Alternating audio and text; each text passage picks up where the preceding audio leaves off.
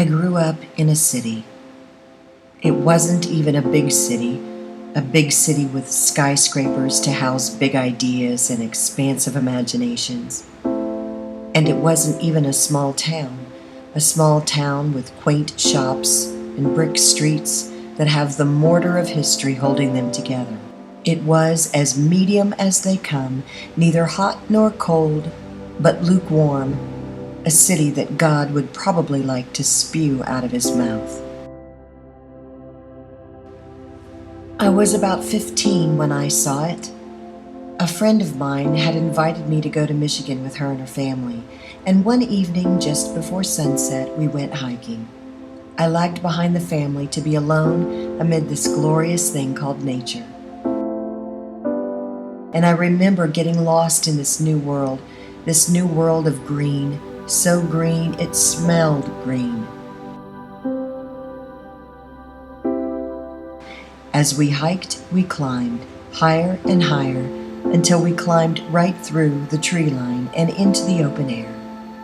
That's when I saw it, the thin blue line. It startled me.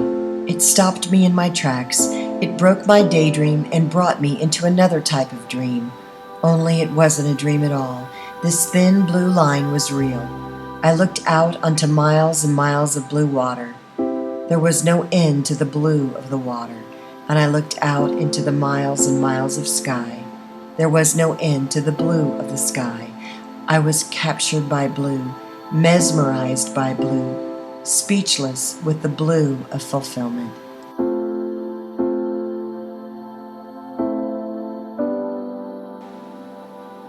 There is a thin line between the blue of the sky and the blue of the water.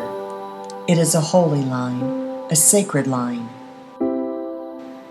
My Lord painted the line by hand, dipping his finger into the sky and then into the water, into the sky and into the water, over and over again, brushing and dipping,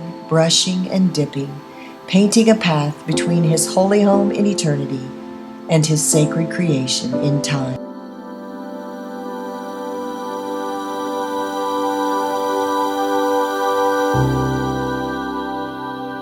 I will cross that line someday.